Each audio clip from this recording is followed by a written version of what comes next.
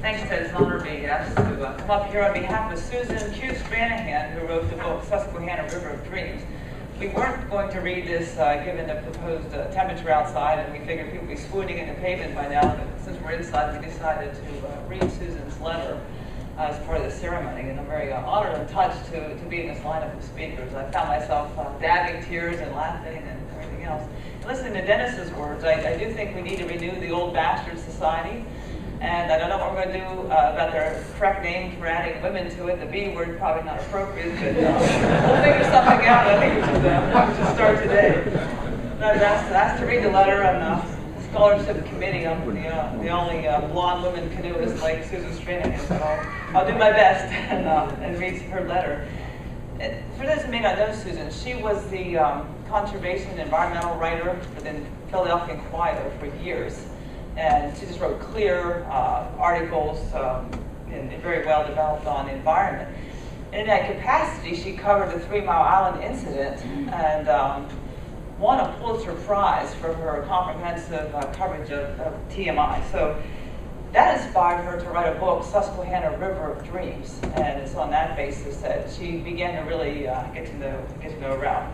So Susan writes, years ago, when I began work on my book, Susquehanna River of Dreams, the first person I sought out was Ralph Abele. As I wrote in the foreword, Ralph reassured me that I was embarking on a worthy mission. Little did I know. The Susquehanna is a natural resource that has always inspired dreamers. Unfortunately, some of their dreams nearly destroyed the river. Some of the dreams sacrificed public goods for extraordinary private gain, and some of those dreams left behind environmental damages that will take generations to repair. Ralph was a dreamer too, a dreamer on a large scale, not just for the Susquehanna watershed, but for all of Pennsylvania, for its citizens today, and those yet to be born. His dreams not only envisioned our individual responsibilities toward conservation, but they also incorporate the vital role of government. That belief is perhaps best summarized by the eloquent language contained in Article 1, Section 27 of the Pennsylvania Constitution, which he helped Franklin Curry write. And we could probably do this like a responsive reading in church here. But I will read it, and anyone who cares to join me, feel free to do so. The people have the right to clean air, pure water, the preservation of the natural, scenic, historic, and aesthetic values of the environment. Pennsylvania's public natural resources are the common property of all the people, including generations yet to come. As trustees of these resources, the Commonwealth shall conserve and maintain them for the benefit of all people. And that gives me goosebumps today, and I can't tell you how many times I've read it.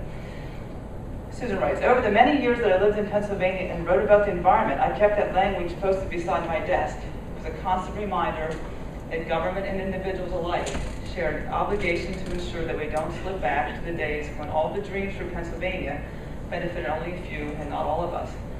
Today, as in the past, Pennsylvania is under enormous pressure to bargain away its natural assets for short-term economic gain, to sacrifice the progress we've made for easy solutions.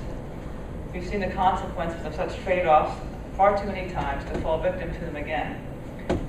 I now live in Maine and regret very much not being able to attend today's ceremony to honor the legacy of Ralph Abele. This marker seems very fitting, and I hope all who see it are reminded of his role in making Pennsylvania such a lovely place. I'd argue that Ralph's legacy lives on in an even more appropriate place than this spot. It lives among all of us whose lives he touched and whose visions he inspired.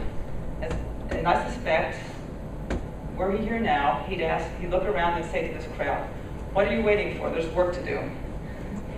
Susan Q. Stranahan, July 1, Chebec Island, Maine. Thank you.